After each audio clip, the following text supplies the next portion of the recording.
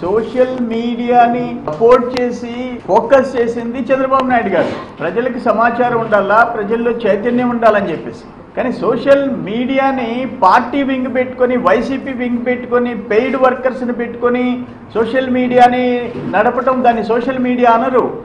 నువ్వు సొంత వైకాపా తరఫున జీతం ఇచ్చి నువ్వు రవికిరణ్ పెట్టేసేసి పంచ్ అని చెప్పి కొంతమంది ఎంప్లాయీస్ని పెట్టి జీతగాళ్ళని పెట్టి నడుపుతున్నావు. నువ్వు దాన్ని సోషల్ మీడియా అన్నారు. ఈరోజు రవికిరణ్ ఒక రాజ్యాంగ వ్యవస్థలో భాగమైన లెజిస్లేచర్, జ్యుడిషియరీ, ఎగ్జిక్యూటివ్, ఒక రాజ్యాంగ వ్యవస్థలో మండలి భవనాన్ని పెట్టి లోకేష్ బాబుని, చంద్రబాబు నాయుడు గారిని పెట్టి ఇది బూతుల కోసం, బూతు సినిమాలు చూసినట్టు అడల్ట్స్ అని చెప్పేసి ఒక ఫ్లెక్స్ ఎక్కడ పెట్టి దాన్ని అతను సోషల్ మీడియాలో పెడితే, ఆ రవికిరణ్ మీద కంప్లైంట్ ఇస్తే, ఒక లెజిస్లేటర్ ఇంకొక లెజిస్లేటర్ కంప్లైంట్ ఇస్తే పోలీస్ విచారణ చేయటం పెద్ద నేరమా? విజయసాయి రెడ్డి నువ్వు బెదిరిస్తావా? విజయసాయి రెడ్డి నువ్వు సెక్రటరీని సత్యనారాయణకి ఫోన్ చేసి బెదిరిస్తావా? ఎస్పీ నాయక్ సంగతి నాకు తెలుసు అంటావా? అడిషనల్ డీజీ వెంకటేశ్వరరావు సంగతి ఏందంటావా? యోగానంద్ ఐపీఎస్ ఆఫీసర్ ఐజీ గురించి మాట్లాడతావా? అంటే బెదిరిస్తున్నావా? ఈ రవికిరణ్ ఎవరు? రవికిరణ్ చరిత్ర ఏంటి? చెర్లపల్లి జైల్లో ఉండొచ్చిన రవికిరణ్ గురించి విజయసాయి రెడ్డి బెదిరిస్తావా? నువ్వు ప్రభుత్వాన్ని బెదిరిస్తావా? వ్యవస్థని బెదిరిస్తావా? మీ సోషల్ మీడియాని మీ సొంత మీడియా కింద వాడుకొని గవర్నమెంట్ని, ముఖ్యమంత్రి గారిని, లోకేష్ బాబుని చాలా హీనంగా, అసభ్యంగా చూపిస్తారా? మీకు సంస్కారం లేదా? ఒక క్రిమినల్ బ్యాక్గ్రౌండ్ ఉండేవాడు సోషల్ మీడియా నడుపుతాడా? ఒక మండలి, ఒక రాజ్యాంగ వ్యవస్థలో లెజిస్లేచర్ని అవమానం చేస్తే పోలీస్ విచారించడం తప్ప? విజయసాయి రెడ్డి సవాల్ చేస్తున్నాడు ప్రభుత్వాన్ని. చట్టానికి వ్యతిరేకంగా పోతానని చెప్పి అంటున్నావా? నువ్వే ఒక క్రిమినల్ బ్యాక్గ్రౌండ్. జగన్మోహన్ రెడ్డిని 1,00,000 కోట్లు అవినీతికి ప్రేరేపించింది నువ్వు. జగన్మోహన్ రెడ్డిని ఈ దేశంలో ఒక పొలిటికల్ వ్యవస్థలో ఒక పెద్ద క్రిమినల్గా సృష్టించింది నువ్వు. నీ సలహాలు, నీ బోడి సలహాలు. నువ్వు ఒక క్రిమినల్వి. నీ నేర చరిత్ర పెట్టుకొని నేరగాళ్ళని రెచ్చగొడుతూ రవికిరణ్ లాంటి ఒక మహిళా పార్లమెంట్ సభ్యురాలని అసభ్యంగా చిత్రీకరించి జైల్లో ఉండొచ్చిన వాడి గురించి నీ సాక్షి పత్రిక జగన్మోహన్ రెడ్డి పోండి నేనుండాలని చెప్తాడా? కేసుల్లో 11 కేసుల్లో ఒక ముద్దాయికి ఏ రాజకీయ పార్టీ రాజ్యసభ సభ్యత్వం ఇవ్వలే. ఈరోజు జగన్మోహన్ రెడ్డి చరిత్ర క్రిమినల్ బ్యాక్గ్రౌండ్, విజయసాయి రెడ్డి చరిత్ర అంతకంటే క్రిమినల్ బ్యాక్గ్రౌండ్. మీరు క్రిమినల్స్ని రెచ్చగొడతామంటారా? ఎక్కడ న్యాయం అని చెప్పేసి అడుగుతా ఉన్నాను. మీ బెదిరింపులకు మీరు చేయండి. మీరు వ్యవస్థల్ని కించపరిచే పని చేయండి, చూస్తాం. ప్రభుత్వానికి సవాలు విసురుతారా మీరు? మీ సాక్షి పత్రిక ఈరోజు సంఘ వ్యతిరేక చర్యలకు పాల్పడతాం. సాక్షి పత్రిక జగన్మోహన్ రెడ్డి లాంటి ఒక వ్యక్తి ప్రతిపక్ష నాయకుడిగా ఉండటం. ఈరోజు జగన్మోహన్ రెడ్డి ఏమంటాడు? ఓండి మీ ఇష్టం, సోషల్ మీడియాలో ఎవరేం చేస్తారో చూస్తామంటాడు. విజయసాయి రెడ్డి ఐపీఎస్ ఆఫీసర్ల పేర్లు చెప్పి వీళ్ళందరి సంగతి చూస్తామంటాడు. ఏం కొమ్ములు వచ్చినాయా విజయసాయి రెడ్డికి?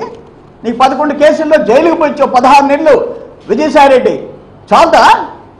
ఇంకా పోతావా జైలుకి? చాలా నేరం ఇది. మీరు దీన్ని ఈ రాష్ట్రాన్ని ఏదో గతంలో బీహార్ లాగా, ఉత్తరప్రదేశ్ లాగా ఆంధ్రప్రదేశ్ని మార్చాలని చెప్పేసి ప్రయత్నం చేస్తున్నారు. రాజ్యాంగ వ్యవస్థల్ని కించపరిచే దానికోసం రవికిరణ్కి జీతం నువ్వు శాలరీ వైట్ ఇస్తున్నావా, బ్లాక్ ఇస్తున్నావా? చెప్పు నువ్వు దమ్ముంటే. నీ బోడి సలహాలు, నువ్వు ఆడిటర్గా ఉండి నీ బోడి సలహాలే నీ ప్రేరేపితమే. ఏమైనా చెయ్యి, రాజశేఖర్ ఉండేటప్పుడు ఎన్ని కోట్లైనా సంపాదించు, భవిష్యత్తులో బంగారు మేడలు కట్టుకోవచ్చు అని చెప్పి నీ సలహాలే జగన్మోహన్ రెడ్డి ఒక క్రిమినల్గా తయారైనాడు. జగన్మోహన్ రెడ్డి ఈ దేశంలో ఒక అతిపెద్ద అవినీతిపరుడిగా మారాడు. జగన్మోహన్ రెడ్డి ఒక రాజకీయ పార్టీ అధ్యక్షుడిగా 11 కేసుల్లో ముద్దాయన్నాడు. జగన్మోహన్ రెడ్డి 16 నెలలు జైల్లో ఊచలు లెక్క పెట్టే పరిస్థితికి వచ్చాడు. వీటన్నిటికీ మొట్టమొదటి కారణం నువ్వు. ఏంటి? What is your background? నీ చరిత్ర ఏమిటి? విజయసాయి రెడ్డి చరిత్ర ఏమిటి? ఎందుకంత నీకు గర్వం? నువ్వేమో రాజ్యసభ మెంబర్గా ఉండాను, నేనేమైనా చేస్తానంటే చెయ్యి, చూస్తాం. సోషల్ మీడియాలో పెట్టు, నువ్వు చూస్తాం. చట్టాలకి ఎవరు అతీతం కాదు. రాజ్యసభ మెంబర్ అయినా నువ్వు జగన్మోహన్ రెడ్డి రాజశేఖర టైంలో నువ్వు కూడా 1000 కోట్లు దోచుకున్నా ఎవడైనా ఒకటే. సిబిఐ కేసుల్లో జైలుకి పర్మనెంట్గా పోయే మీరు కేకలు పెడితే ఎవడు బెదిరిపోడు. వైఎస్ షర్మిల గారి మీద ఎవడో సోషల్ మీడియాలో అసభ్యంగా పెడితే వైవి సుబ్బారెడ్డి పోలీస్ కంప్లైంట్ ఇచ్చాడా లేదా? కొంతమందిని జీతగాళ్ళని పెట్టి దాంట్లో మీకు ఓట్లు వస్తాయి, మీ రాజకీయ పార్టీ ఎదుగుతాం అనుకుంటున్నారా? ముందు మీకు నిజాయితీ ఉంటే జగన్మోహన్ రెడ్డి, విజయసాయి రెడ్డి ఈ కేసుల్లో ఇన్ని కేసులు ఎందుకు వచ్చినాయి, ఇన్ని వేల కోట్లు ఎందుకు దోచుకున్నారు మీరు? వాటికి సమాధానం ఒక్కసారి నోరు తెరిచి ఎగిరెగిరి మాట్లాడుతున్నారు. నీ మీద ఎందుకు ఎన్ని కేసులు ఉన్నాయి, ఇన్ని వేల కోట్లు ఎందుకు వచ్చినాయి, ఎట్టొచ్చినాయి మీ కంపెనీల్లోకి? సమాధానం చెప్పండి. చెప్పలేని వాడివి ఇంకొక క్రిమినల్ గురించి వెనకేసుకొని వచ్చి అధికారులను బ్లాక్మెయిల్ చేస్తావా? ఈ బెదిరింపులు తెలుగుదేశం ప్రభుత్వాన్ని, అధికారులని, వ్యవస్థల్ని బెదిరిస్తే కుదరదు. గుర్తుపెట్టుకోండి, నువ్వు నీ జగన్మోహన్ రెడ్డి. రాష్ట్రం నాశనం అయిపోవాలి. మీ టార్గెట్ విజయసాయి రెడ్డికి, జగన్మోహన్ రెడ్డికి. ఈ రాష్ట్రం సర్వనాశనం అయిపోతే, ప్రజలు కష్టాల్లో పడితే అప్పుడు మేము వచ్చి ఆ ముఖ్యమంత్రి సీట్లో కూర్చోవాలి. ఒక పద్ధతి ప్రకారం సంస్కారవంతమైన రాజకీయం మీరు చేస్తున్నారా? సంస్కారవంతమైన రాజకీయం. రాష్ట్రపతి స్థాయిలో ఉండే ఎల్కే అద్వానీ గారు పోయి బోన్లో నిలబడుతున్నారు. ఇటు రవికిరణ్ ఎంత, ఇడంత, ఇటు అర్హత ఎంత, ఇటు స్థాయి ఎంత? దానికోసం ఊగిపోతారా మీరు? ఏం మీ నాయన ఉన్నప్పుడు దోచుకుంటున్నప్పుడే బ్రహ్మాండంగా ఉండిందా?